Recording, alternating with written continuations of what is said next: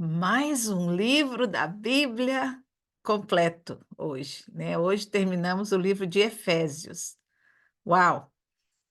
Quando a gente pensa, né, que longe que está Efésios de Gênesis, não só na Bíblia, como na- no tempo, né, nos anos, milhares de anos se haviam passado.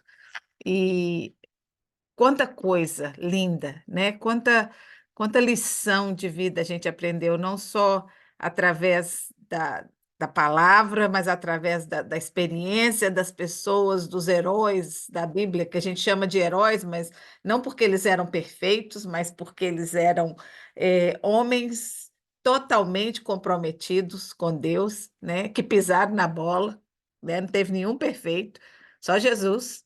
O resto tudo pisou na bola, mas eles foram considerados perfeitos diante de Deus, não por causa das coisas que eles fizeram, mas por causa da fé que eles tinham, né? E então hoje a gente vai estudar o capítulo 6. Tem algumas coisas, eh, né, inseridas nele, mas também ele é basicamente, todo mundo quando refere a Efésios 6 é a armadura do Espírito, todo mundo já sabe que é o capítulo da armadura do Espírito, né? Então, nós vamos dedicar mais tempo a isso. E eu fiz o estudo, eu vou mandar quando eu mandar o vídeo. No papel, ele vai estar muito mais detalhado. Ontem eu fiz um implante no meu dente, não estou podendo falar demais. Então, eu resumi um pouquinho cada peça da armadura, mas quando vocês receberem, né, tá bem mais detalhado, tá bem mais cheio de conteúdo no estudo do papel, tá bom? Então, vamos começar a leitura. Paulo começa, né? Se a gente já viu que ele estava nesse livro todo de Efésios, ele não estava criticando, ele não estava repreendendo a igreja de Éfeso, mas ele estava dando para eles guias, né? Guidelines, para eles viverem uma vida digna de um servo de Deus. Então, ele veio ensinando vários aspectos da vida. A gente falou na última lição, a gente falou sobre a vida em comunidade, sobre sexo, sobre a submissão, sobre o amar, né? Que o marido deve amar como Cristo amou a igreja. Eu fico pensando assim, né? A gente que é mulher, né? A gente, quando a gente é amada, é bem mais fácil da gente ser submissa, né? Porque não existe atrito, não existe competição. Amar como Cristo amou a igreja é amar mais do que você ama a si mesmo. Então, é assim, você está se dedicando a sua vida por aquela pessoa, né? Então, se quem tem um marido desse, está feita, né? A gente tem maridos muito bons, né? Mas eu acho que raramente você acha um que cobre essas qualidades que Paulo deu aqui, né? E também mulher, né? A gente também é bem cabeçuda. A gente acha, às vezes, a gente fica batendo o pé e querendo fazer as coisas do nosso jeito. Então, aqui agora, ele vai falar para os pais, para os empregados e para os patrões, nesse início do capítulo 6. Então, ele fala: filhos, obedeçam aos seus pais no Senhor, pois isso é justo. Honre o seu pai e a sua mãe, que é o primeiro mandamento com promessa, a fim de que tudo corra bem com você e que você tenha vida longa. Então, se vocês conhecem bem os 10 mandamentos, né? Então, começa os 5 primeiros ou 4 primeiros é relacionado com Deus, né? Não terás outros deuses, honra o sábado. Então, assim, todos esses são relacionados com Deus. Depois, vem os que são de relacionamento com o outro, com as pessoas. Não roubar, não matar, não adulterar, né? E aí veio esse honra o seu pai e tua mãe. E lá no Deuteronômio fala exatamente isso: honra o teu pai e a tua mãe, para que as coisas corram bem com você e você tenha uma vida longa. Né? Então, quando a gente vê as pessoas que não honram, que desrespeitam, que eu fico pensando, não deve saber nada da Bíblia, né? Porque está perdendo a oportunidade de uma vida bem-sucedida e de uma vida longa. Porque não só é uma promessa, mas é uma maldição, né? Porque se você não faz, você vai receber, ou você não vai receber isso aqui. Então, vai ser um tipo uma maldição, né?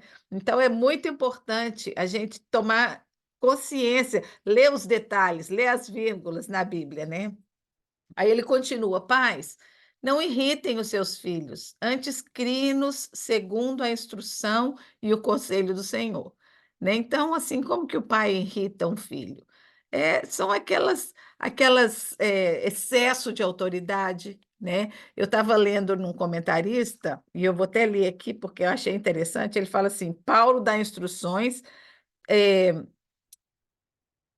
pais, não irritem os seus filhos. Então, teve o Wood, que é um comentarista, ele fala: em uma sociedade onde a autoridade do pai, patriarcal, era absoluta, esse conselho de Paulo representou um conceito revolucionário para aquela época. Né? Porque críticas, agressividade, autoritarismo, tudo isso eram coisas bem, ainda mais quando era o pai com o filho homem, né? Às vezes as filhas mulheres tinham um pouco mais de regalia, mas eles queriam fazer o menino ficar macho, né? Então, assim, não tinha barreiras, né, para isso. Então, Paulo, se ele falou aqui, é porque existiam pessoas fazendo isso, né? Então, ele estava recomendando que os pais não exasperassem. Então, eu fico pensando nos nossos dias de hoje, né? Como que a gente faz isso? A gente faz isso quando a gente se irrita facilmente, né? Às vezes eu vejo, mas aí, né, pais com criança pequena, qualquer coisinha irrita e xinga, e aí você fala coisas que a gente não tem consciência do poder da palavra, né? Mas esse menino é danado, esse menino é uma loucura.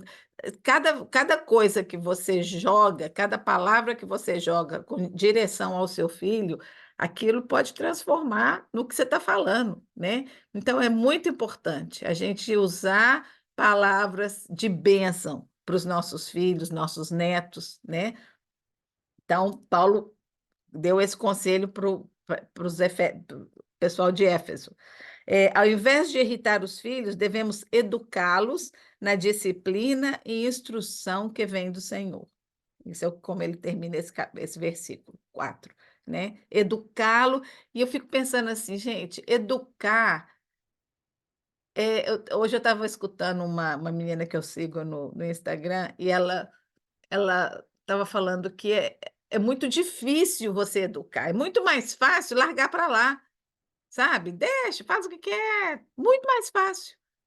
Mas um dia, essa decisão de largar para lá vai custar caro, né? Então, educar é uma coisa assim necessária.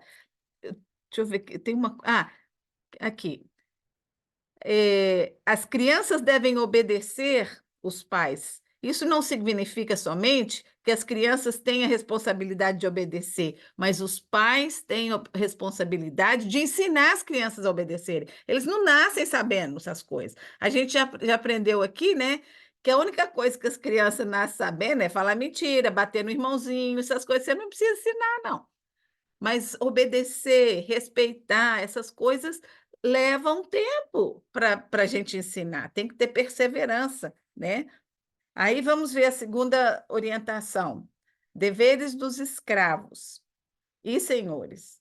Escravos, obedeçam seus senhores terrenos como a Cristo, com respeito, temor e sinceridade de coração.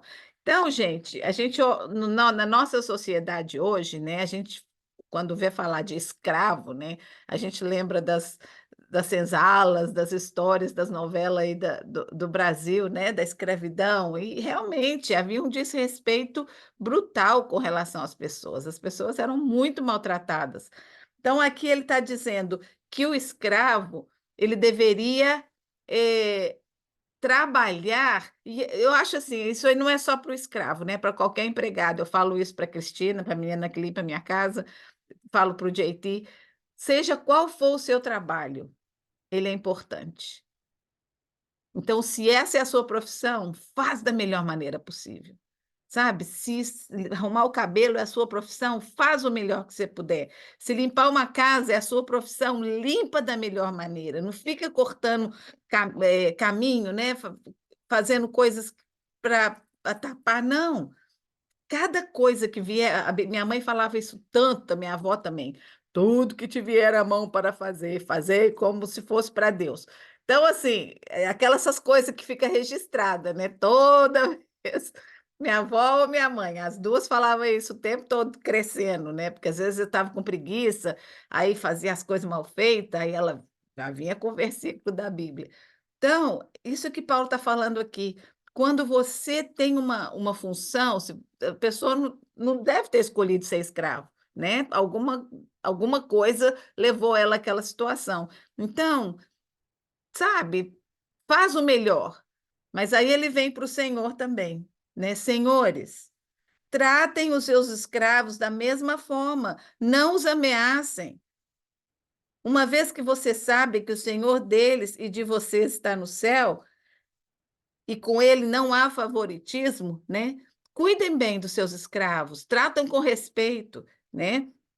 Então, aqui Paulo está dizendo: quando baseamos as nossas atitudes nos ensinos da palavra de Deus, recebemos a orientação do Espírito Santo e somos movidos pelo amor. Então, aqui, Paulo, essas instruções não é para qualquer escravo, qualquer senhor. Esses são para aqueles que eram convertidos, para eles que eram membros da igreja de Cristo ali em Éfeso, né? Então, assim, era para esperar deles uma atitude diferente da que se via aí, lá fora no mundo, né? Então, que os cristãos tratassem diferente uns aos outros, tanto os escravos, o patrão, como o patrão aos escravos, né?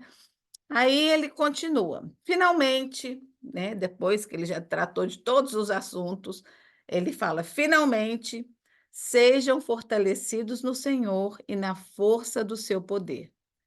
Vistam-se de toda a armadura de Deus, para que possam ficar firmes contra as ciladas do diabo, pois a nossa luta não é contra sangue e carne, mas contra os poderes e as autoridades, contra os domínios deste mundo de trevas, contra as forças espirituais do mal nas regiões celestiais.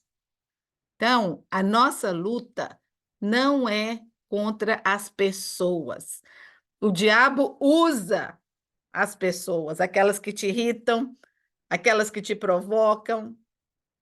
O diabo está usando aquelas pessoas para te atacar, para te derrubar, para tirar sua paz, para te irritar, né? Em todas as coisas, até nas coisas ruins, na enfermidade, a nossa gente, eu já mencionei para vocês aqui uma vez a história lá no livro de Daniel, que Daniel estava orando, orando, orando, e ele precisava de uma bênção de Deus, e o anjo veio para ele e falou: Olha, o dia que você orou, Deus escutou e mandou um anjo, mas no caminho teve uma intercepção pelo anjo do mal. E ele teve que travar uma luta ali, por isso que está demorando a sua resposta. Então, a gente tem batalhas que a gente não sabe que Deus está lutando por nós. A gente não tem ideia do que acontece aqui, ó, no mundo espiritual aí. A gente não tem ideia do que acontece, das coisas que Deus está nos protegendo, dos livramentos, né, que Deus está nos dando.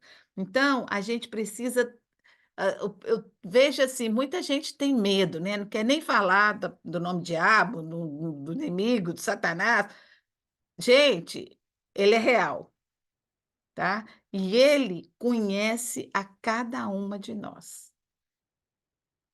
Ele conhece a minha fraqueza, ele conhece onde cada uma de nós é mais fraquinha, e é lá nesse lugar que ele vai atacar cada vez mais. Ele nunca vai deixar a gente em paz.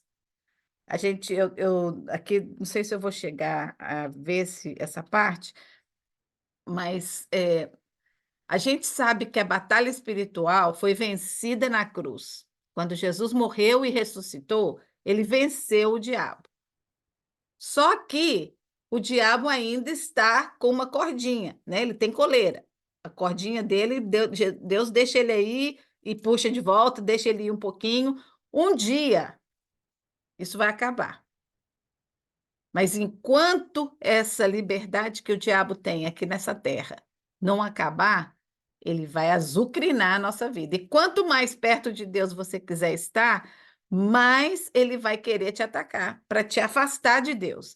Então é muito importante a gente reconhecer. Eu fico pensando assim, tem gente que eu queria que tivesse aqui hoje, sabe? Mas o inimigo vai fazer de tudo para te tirar de vir, ou para te impedir de ir na igreja de manhã. Ele não quer que você se fortaleça, ele não quer que você amadureça na fé, porque isso vai te dar uma armadura forte contra ele. Você vai estar mais atento aos seus ataques com você. Então, assim, gente, é muito importante, porque ele te estuda, ele te conhece. Então, a gente também tem que saber as estratégias, as tramas que ele faz contra nós, né? E estar preparado. Então, é, qual que é o significado da armadura de Deus? Né? É uma completa virtude espiritual provida por Deus aos seus filhos, aos cristãos, para resistir às ciladas de Satanás. Então, Deus providenciou, né? E Paulo descreveu essa armadura, talvez em vista dos soldados romanos, que ele via andando para lá e para cá, né? Das guerras daquela época, e essa armadura talvez tenha sido visualizada por ele nesse sentido, mas cada peça dessa armadura que Paulo descreve aqui é estrategicamente colocada com uma função específica, né? Então, a ordem bíblica é para que os cristãos se revistam de toda. Não é só botar o capacete e largar o resto do corpo pelado. Todos os dias nós precisamos da armadura inteira, porque cada peça dela vai nos dar poder para resistir os ataques diferentes de Satanás, né? Então, essa armadura de Deus, quando a gente veste essa armadura, né?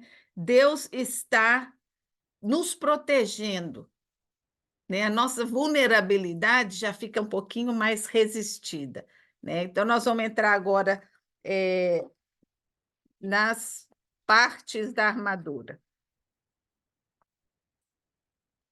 Eu coloquei, como eu falei, né? Vai ter lá no estudo todo, está bem mais detalhado, mas eu vou resumir aqui um pouquinho, só para a gente guardar essas partes, né? É, Paulo já havia falado aos seus leitores sobre a beleza do plano eterno e soberano de Deus para a salvação. Depois, ele falou da posição da igreja em Cristo, né? Nós somos a noiva de Cristo, destacando os privilégios e as bênçãos que nós, os salvos, temos por participar dessa família de Deus, por ser a noiva de Cristo. Mas, com essas bênçãos e privilégios, também temos deveres na nossa caminhada cristã, na nossa fé, né? Devemos buscar a santidade, não é só para algumas pessoas, isso é uma coisa que Deus quer de cada um de nós. E Paulo também explicou que seria algo fácil, que não seria algo fácil. Jesus falou, né? Neste mundo tereis aflições, mas tem de bom ânimo, eu venci o mundo. E Paulo também, várias vezes ele disse que não ia ser fácil, né? Mas que com a ajuda do Espírito Santo a gente conseguiria vencer. Outra coisa, a vida cristã não se resume só na salvação, né? Mas ela inclui a nossa posição contra os desejos da nossa carne. Então, cada vez que eu resisto ficar com muita raiva de alguém, ou que eu decido perdoar, ou que eu decido abrir a Bíblia em vez de ficar no telefone, cada atitude que eu faço que põe de lado o homem carnal, né? E deixa o homem espiritual ganhar, cada uma vez que a gente faz isso, a gente está crescendo, a gente está amadurecendo, a gente está pisando aqueles desejos carnais, né? Que são influenciados por Satanás. Satanás e o seu exército demoníaco se dedicam totalmente a fazer oposição a Cristo e o seu povo. As forças do mal querem destruir a obra de Deus. Então, foi o que ele falou aqui: nossa luta não é contra sangue ou carne, mas contra os principados e potestades. Então, vamos ver. No versículo 14, continua. Assim, permaneçam firmes, cingindo-se com o cinto da verdade. Né? Então, para que que a gente coloca um cinto? Né? Quando uma roupa está muito larga ou quando está caindo, o cinto frouxo não serve para nada, né? Só para ficar, para mostrar que tem uma coisa ali, mas não tem uma função, né? Então, aquele cinto era uma peça importante na armadura, né? Porque ela cingia ali a couraça e ela também tinha, o cinto também tinha um lugarzinho para colocar a espada, para carregar a espada. Então, o cinto é uma peça que só funciona corretamente se estiver ajustado de forma adequada. Um cinto frouxo não segura nada e um cinto muito apertado é muito incômodo que você não dá conta dele, né? Você quer arrancar logo. Então, a gente precisa de tudo na medida certa. Não foi em vão que Deus colocou a verdade como cinto, né? Aqui diz, cingindo com o cinto da verdade. Qual que é a verdade? A verdade nossa, a verdade minha, a verdade sua, como filha de Deus, como cristã, é que Jesus é aquele que nos traz a salvação. A verdade tem uma medida exata. A medida exata é a verdade de Jesus Cristo. Portanto, tudo que estiver fora de Jesus Cristo precisa ser descartado. Por isso é tão importante que cresçamos no conhecimento de Cristo, para que o nosso cinto esteja ajustado corretamente. É só em Jesus que a gente vai encontrar a verdade. Só na palavra de Deus. Tem muita informação, tem muita coisa que o mundo está cheio aí hoje em dia de doutrinas, de coisas que falam que todos os caminhos levam a Deus. Vai, faz isso, faz aquilo, carrega esse, carrega aquele. A única verdade, Jesus mesmo disse: Eu sou o caminho, a verdade e a vida. Ninguém vem ao Pai senão por mim. Se ele está falando, gente, não sou eu, é ele, está na Bíblia, esse versículo. Eu sou o caminho, a verdade e a vida. Ninguém vem ao Pai senão por mim. Então, é porque não tem outro caminho. Jesus é o único caminho. Essa é a verdade do cristão. Esse é o nosso cinto que nos fortalece, né? Aí ele continua, vestindo-se com a couraça da justiça. A couraça da justiça. A couraça significa receber por meio da fé e obra redentora de Jesus, que Jesus realizou na cruz do Calvário. Significa receber todo o perdão que ele conquistou. Então, assim, eu não tenho uma justiça própria, eu nunca vou conseguir me justificar diante de Deus. Eu nunca vou conseguir fazer nada para que Deus me ame mais, eu já falei isso aqui. Ou alguma coisa tão má que ele vai me amar menos. Por quê? Porque ele me vê através do sangue de Jesus. Quando ele olha para Elsie, ele não vê todas as coisas feias que tem, as manchas que eu tenho no meu coração, na minha mente. Ele vê o sangue de Jesus. Por quê? Porque esse sangue de Jesus eu já pedi para ele lavar a minha vida uma vez. Eu aceitei esse sacrifício na minha vida. E para mim esse sacrifício é suficiente, porque o Filho de Deus já pagou por mim. A justiça já foi feita lá na cruz. Então, hoje, a minha maneira de promover essa justiça não é querendo fazer coisa boa para Deus me amar mais, não. Porque Ele me amou, porque Ele morreu por mim, porque eu aceitei, porque Ele ressuscitou, eu quero amar o meu Pai. Eu quero agradecê-lo, eu quero servi-lo. Né? É bem diferente. As coisas são parecidas, mas diferentes, da maneira que a gente se posiciona, né, diante de Deus. É, Romanos 8:1, quero até ler, tem uns versículos que eles são muito importantes, que a gente até memorize, porque olha só. Portanto, agora já não há condenação para os que estão em Cristo Jesus, porque em Cristo Jesus a lei do Espírito da vida libertou você da lei do pecado e da morte. Então, já foi libertado. Não é que todo dia você vai precisar de ser libertado de novo. É uma vez por todas. Todos os dias nós precisamos chegar diante de Deus e pedir perdão, porque a gente falha todo dia. Por mais que a gente queira acertar, a gente vai errar. A gente vai olhar errado para o marido, a gente vai responder mal, a gente vai ter alguém no trânsito que vai tirar a nossa paz, que vai fazer a gente ficar com raiva. Então, cada dia, a gente precisa chegar diante do trono e pedir perdão, né? Mas a gente não precisa de tudo outra vez.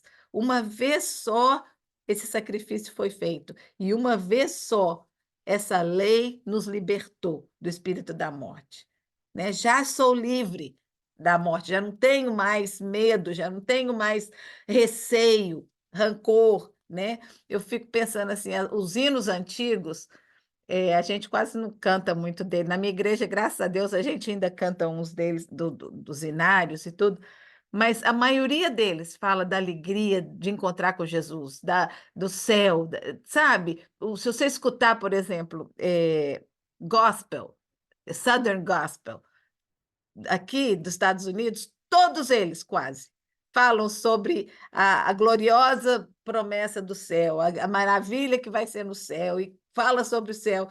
Então, assim, quando você cresce a vida inteira sabendo, escutando essas coisas, né? Não tem, morte não aflige, não aflige, não dá medo de jeito nenhum. Eu não gosto de pensar no como que vai chegar, né? Mas chegando para mim, já não tenho receio nenhum, né? Então, essa é a couraça da justiça. Termos o nosso coração protegido pela couraça da justiça significa caminharmos confiantes no completo perdão de Deus. É termos a certeza de que, mesmo quando erramos, temos um advogado fiel e justo. Isso fala lá em Hebreus, nós temos um advogado, Cristo. Ele passou por tudo que nós passamos. Então, quando a gente pisa na bola e a gente chega diante de Deus, ai, o que eu fiz, me perdoa. E Jesus fala: pai, era difícil, viu? Essa foi difícil de vencer. Perdoa, porque ela meu sangue já lavou por ela, né? Então, nós temos esse advogado ali diante de Deus constantemente, né, para interceder por nós, para pegar a nossa causa, falar, não, ela já recebeu a purificação através do sangue de Jesus, né? Aí, continuando, no 14. Ups, voltar lá em Éfeso. Estou em Romanos ainda.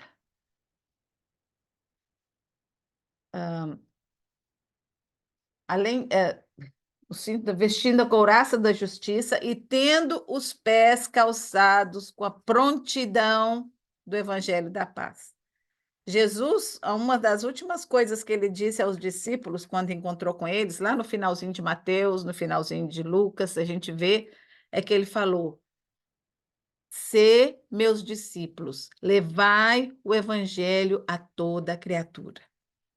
Né? Depois, em Atos, ele falou de novo: E recebereis poder ao descer sobre vós o Espírito Santo, e sereis minhas testemunhas em Jerusalém, Judéia, Samaria e os confins da terra. Então, essa responsabilidade de levar o evangelho da paz é uma responsabilidade que nos foi dada por Jesus. É importante, é para cada um de nós. Não é só para o padre, para o missionário, para a pessoa. Não, é para todos os cristãos. Nós todos somos chamados a levar o evangelho da paz. Então, aqui ele está dizendo, calçado os pés, né? O evangelho da paz, a salvação, ela dá estabilidade à pessoa.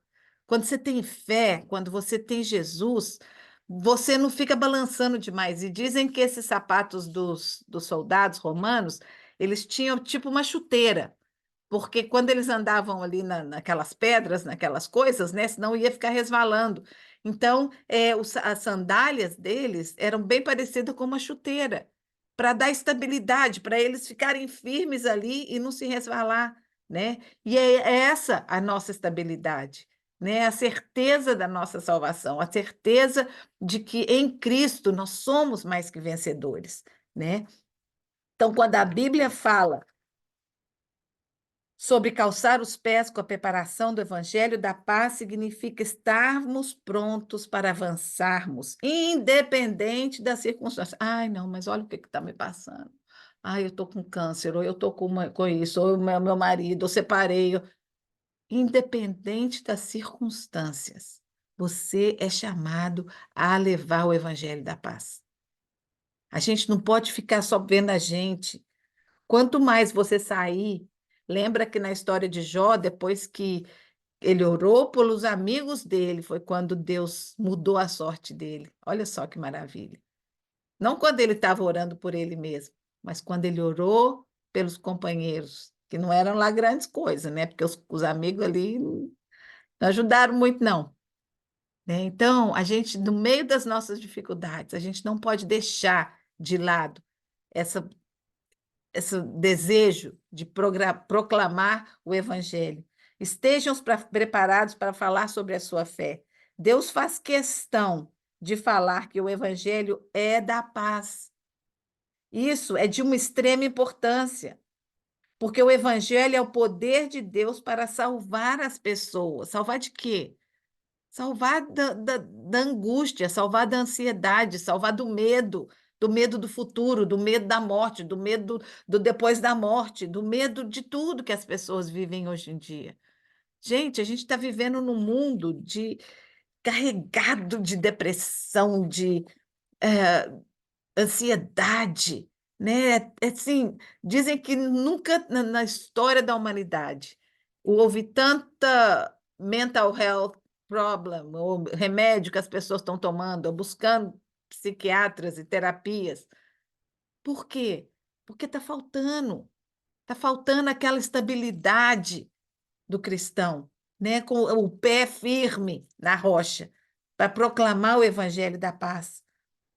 Por meio do Evangelho, nós anunciamos ao mundo a reconciliação disponível em Cristo Jesus. O foco do Evangelho é Cristo Jesus e a paz que o homem recebe por meio dele. Só em Jesus nós temos paz. Jesus falou: Eu sou a paz, eu dou a paz, receba a minha paz. E lembra que quando ele falou isso, foi na noite que ele foi traído e no dia seguinte ele ia morrer e ele sabia. E ele estava entregando paz para as pessoas, né? Por que que eu acho que eu tenho que ficar curtindo o meu sofrimento sozinha aqui?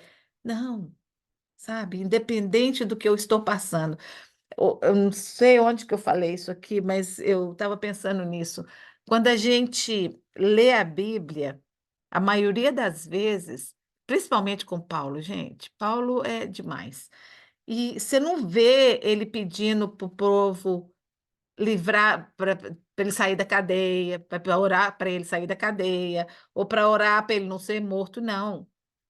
A oração dele é para que ele seja fiel, para que ele seja vencedor, para que ele não desanime na sua caminhada. E a gente, as nossas orações, a maioria das vezes que a gente vê um pedido de oração é, ah, não, pelo amor de Deus, para Deus curar, para Deus fazer aquilo, para Deus. Sabe? A gente perde muito no processo. O processo da dificuldade, o processo da turbulência pode nos ensinar muito. Então, que a gente possa pedir a Deus, não para nos livrar, mas para nos ensinar naquele processo, né? Quão diferente seria a nossa atitude se a gente conseguisse, né, ter esse tipo de atitude diante das nossas provações, né? Aí, continuando. Além disso, Usem o escudo da fé, com o qual vocês poderão apagar as setas inflamadas do maligno. O escudo da fé. O escudo, eu até coloquei uma fotinho ali, né? Era uma coisa grande que ele se agachava e escondia atrás, né? E eu fico pensando assim, as flechas às vezes eram sharp, né, de ponta para matar, outras eram de fogo, né, que às vezes eu até vou ler no final, que eu achei demais o que a Priscilla Schreier falou naquele estudo que eu mandei para você sobre a armadura de Deus. Teve um dia lá que ela falou, mas eu achei demais. Eu falei, não, esse eu tenho que copiar e botar assim para mim não esquecer, né? Então esse escudo era para proteger todo o corpo daquele soldado, né? Porque os dardos inflamados do inimigo, às vezes eles atacam, às vezes não, eles sempre atacam o ponto fraco, né? Às vezes tenho certeza que os inimigos, os soldados também tentavam atacar os pontos fracos daquele soldado, né? E a mesma coisa com Satanás. Ele conhece o nosso ponto fraco. Ele analisa cada uma, e ele não está sozinho, né? Ele tem como Deus tem as suas miríades de anjos, ele também tem. Então, ele tem aqueles ali que fica vigiando a gente. Então, a gente precisa estar preparado. A gente precisa de ter esse escudo. E o que que é esse escudo? Vamos ver. A palavra apagar, aqui ele fala, né? Para apagar, permaneçam firmes. Além disso, usem o escudo da fé, com o qual vocês poderão apagar as flechas inflamadas do maligno. A palavra apagar ou extinguir também pode significar suprimir, sufocar. Interessante esse significado ao analisarmos a natureza das flechas do maligno. Normalmente, essas flechas chegam até nós em formas de sugestões, palavras e pensamentos, argumentos, ou uma palavra de alguém que veio cruzada assim, que você recebeu errado. Às vezes a pessoa nem teve a intenção de falar o que você entendeu, mas o inimigo usa isso para atacar o nosso ponto fraco. É com esse escudo que nós suprimimos, sufocamos e apagamos as mentiras de Satanás. Abraão, ele fez isso. Ele considerou as impossibilidades, porém ele creu na palavra de Deus. Lembra que Abraão teve várias oportunidades, né, de desanimar ou de falar, não, Deus, essa meta aí que o Senhor está me dando está muito complicada, está muito difícil, eu precisava de mais claridade nessa orientação, onde que é, se eu vou para o norte, para o sul, esse negócio de vai, está difícil. Tem minha mulher aqui que não está gostando da ideia, não. Matar o filho da promessa. Mas e aí? Eu já estou velho demais. Se eu me dá finalmente, depois de tanto esperar, me dá o filho agora, quer que eu sacrifique? Mas ele olhou todas as impossibilidades. Porém, ele creu na palavra e na promessa de Deus. Abraão, mesmo vendo as circunstâncias externas desfavoráveis, preferiu acreditar na verdade de Deus. Isso, gente, é estar com o escudo da fé preparado. Quando vem aquela fetinha, um diagnóstico ruim, não vou tomar. Minha amiguinha Shirley, para mim não teve ninguém mais vestida com essa armadura de Deus do que ela. Ela ia na médica, ela tinha uma médica pessimista, falava coisa ruim para ela, ela tá assim, não, não vou sentir mal. Vai, a senhora vai ficar enjoada, a senhora vai vomitar. Não, não vou não, pode deixar que eu não vou não. E ela não deixava que nenhuma voz negativa tirasse a paz que ela tinha dentro. Então, eu acho que a gente tem que aprender muito disso, sabe? Não só na Bíblia, mas em volta, perto de você, deve ter pessoas assim, né? Que têm fé, que confiam em Deus.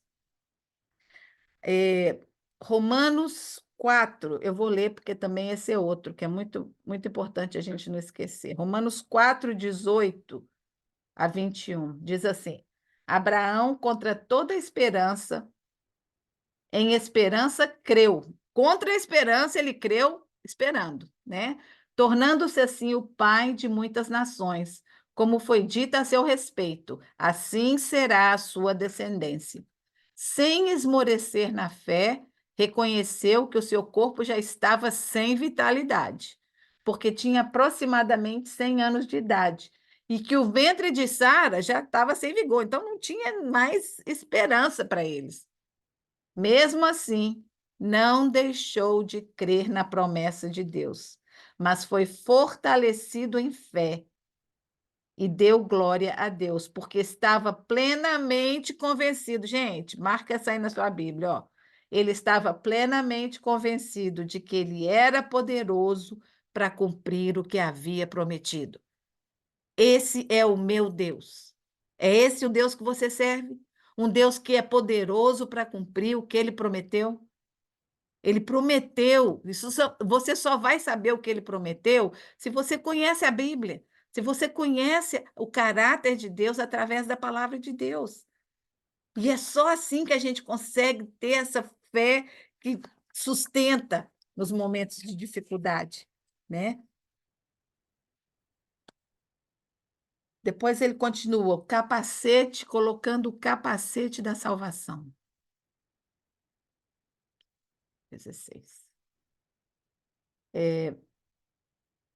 Usem o capacete da salvação e a espada do Espírito, que é a palavra de Deus. Então, gente, a cabeça, né, é onde tudo entra, né? Onde começa tudo. É ali, ó. O inimigo lança aquele medinho e aí de repente a gente já faz ele crescer e uma coisinha petitinha a gente já eu tenho experiência própria disso. Própríssima que do nada você já viu o negócio, não, acabou, já não tem mais esperança, já acabou, já. Essa é a missão dele. Então, o capacete da fé. Fé em quê?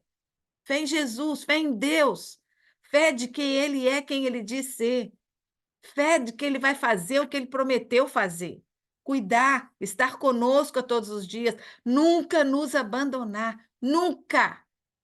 Em nenhuma circunstância ele vai nos abandonar. Nessa nossa mente precisa estar guardada dentro da salvação de Deus. Deus quer que tenhamos consciência completa da nossa salvação. Certeza completa de que você é herdeiro, filho. Uma das maiores batalhas que travamos é com a mente. Se deixamos a nossa mente à deriva, o inimigo vai usar, vai atacar. O resultado é trágico. Por isso é importante. Eu lembro que a minha avó falava, mente vazia, oficina de Satanás, né? Então, você não podia largar a mente vazia, né?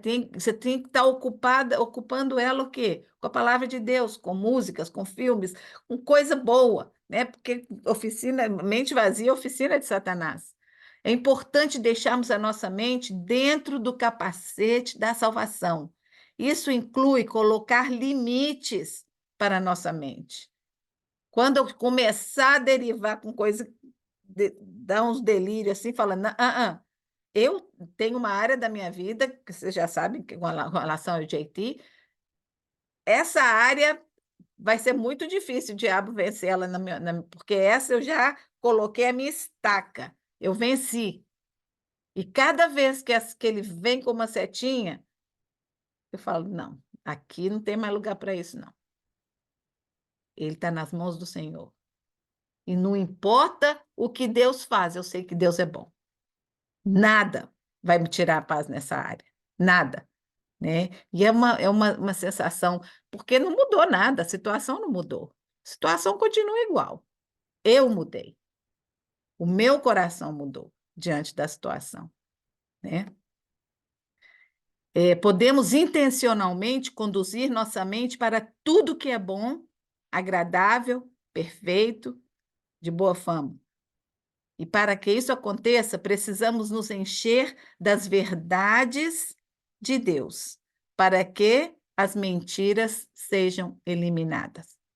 A guerra da mente é uma guerra diária, diária. É as coisas que a gente escuta nas notícias, é as coisas que a gente escuta do vizinho, é uma guerra diária. Mas lembre-se, nós temos o melhor ajudador, o Espírito Santo, que nos ajuda, nos ensina a mantermos a nossa mente saudável e guardada em toda a verdade da salvação. Então, mantenha posto o capacete da salvação e a espada do Espírito. A Hebreus fala que a palavra de Deus é mais afiada. Vou lá em Hebreus agora, para a gente ver se. Hebreus 4, acho que é 4:12. É, 4:12. Pois a palavra de Deus é viva, eficaz e mais afiada do que qualquer espada de dois gumes. Ela penetra ao ponto de dividir alma e espírito, juntas e medulas, e é apta para julgar os pensamentos e intenções do coração. A palavra de Deus é apta para julgar os pensamentos e intenções do coração. Essa palavra é maravilhosa. Por isso que a gente precisa estar com ela aqui, ó, na cuquinha. Ela é uma espada poderosa, ela atua em nós, nos alinhando com Deus e opera através de nós, gerando vida em todo aquele que ouve e crê nele. Ao empunharmos a espada do Espírito, significa que temos uma poderosa arma de ataque. Pode parecer que não, né? Um livrinho, um quadradinho, mas é poderoso. Foi com ele que Jesus venceu Satanás, quando ficou 40 dias no deserto sendo tentado. Com a palavra, Jesus venceu. Se relacione com a palavra de Deus, crendo que o Espírito Santo é poderoso para te guiar e te ajudar a compreender toda a verdade. Estude a palavra, no intuito de conhecer a Jesus Cristo. Uma pessoa que não se relaciona com a palavra de Deus é facilmente abalada. Como que você está se relacionando com a palavra de Deus? Como um livro normal que você vai ler? Ou um livro de regras que você tem que obedecer, tem que cumprir? Isso tem que ser o nosso manual de vida, eu acho que é de existência, sabe? Eu fico pensando assim, cada vez que eu vejo alguém que não é cristã passando por uma dificuldade, eu falo, como que consegue, né? Como que consegue é, acordar e dormir sem saber que tem alguém que ama essa pessoa, que quer o bem dessa pessoa, que no meio dessa dificuldade vai trazer uma coisa boa, né? Vai tirar uma rosa no meio dos espinhos, né? É muito importante. Uma espada, se for utilizada de forma incorreta, ela pode ferir até o próprio soldado que está usando, né? Tem gente que usa a palavra de Deus para servir os próprios. Hoje em dia a gente está vendo isso muito, é um perigo essas igrejas que estão aparecendo aí, em cada esquina, porque eles estão tentando enquadrar a Bíblia no estilo de vida que eles estão escolhendo viver. E a palavra de Deus não é assim, né? E vai ter condenação para essas pessoas, porque Jesus falou que qualquer pessoa que alterar uma vírgula dessa palavra vai sofrer condenação, né? Então a gente tem que ser fiel, fiel ao que está lendo, não pegar um pedacinho e usar ele para. Não, tem contexto, tem o contexto do lugar, o contexto do tempo, o que que veio antes, o que que veio depois, por que está falando isso? A gente precisa estudar. Não pode ser só pegar e. Ah, eu lembro que eu era pequena, mas assim, eu não acho que era ruim, porque era mais era Salmos, né? Mas a gente não saía de casa, minha avó vinha. Pega a sua promessa de hoje. Aí a gente tinha mais ou menos que decorar o versículo que vinha na caixinha de promessa, né? Mas era velha caixinha de promessa lá, porque todo dia a gente tinha que tirar a promessa antes de sair de casa. Mas, assim, dava para a gente uma alegria, sabendo que Deus estava ali cuidando, que a maioria era salmos, então não tem jeito de você errar muito nos salmos, né? São promessas boas de Deus para a gente. Então, eu quero agora, depois eu queria que vocês voltassem, hoje para casa, lá no capítulo 1 de Efésios, onde a gente começou a, a estudar, e o capítulo 1, ele fala do que nós somos em Cristo. E às vezes a gente esquece do que nós somos em Cristo. E eu acho que a gente não pode esquecer isso, porque é isso que nos mantém firmes. Então, lá no capítulo 1, eu vou só ler mais ou menos algumas coisas que fala lá.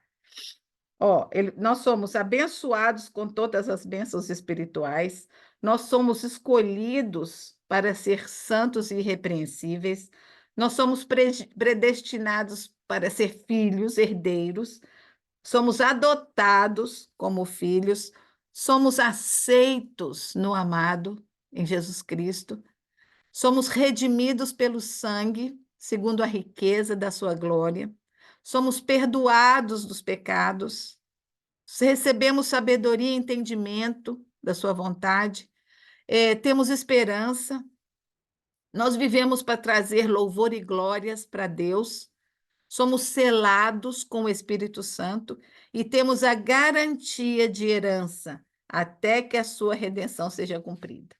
Então, do capítulo 1, do versículo 3 ao 14, essas são as minhas características em Cristo, quando eu me torno uma nova criatura. Essas são as minhas características. Cada bênção de Efésio 1 aborda um ponto diferente de ataque que nós podemos experimentar. Seja um ataque contra a fé, o pecado, por nos sentir culpados, ou que eu não consigo, que eu vivo errando, ou as dificuldades, problemas. Mas a gente, quando tem essas coisas aqui, essas são armas poderosas que nós podemos usar, né? Sabendo, não, eu sou aceito por Deus, não importa a minha condição de pecador, eu sou aceito, eu sou perdoada, né? Eu sou herdeiro com Ele. Vocês percebem como a vida espiritual de um soldado de Cristo não é uma vida onde estamos sempre pedindo a Deus que remova nossos problemas e dificuldades? Ao contrário, é uma vida que conhece aquele que nos salvou e nos chamou.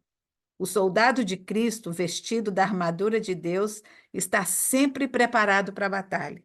Ele vive uma vida onde, em fé, pedimos a Deus que nos capacite para que em Cristo possamos ser mais que vencedores. Lembra lá de Romanos 8, que fala que o que me separará do amor de Deus? Morte, tribulação, tristeza? Não, nada pode me separar do amor de Deus em Cristo Jesus. Então, agora eu vou ler esse trechinho da Priscila Schreiber, ela falando sobre a armadura e do escudo que ela está falando aqui. Ela fala, ao longo da história da guerra, uma das táticas praticadas, projetadas para a máxima destruição, foi a realização de ataques surpresas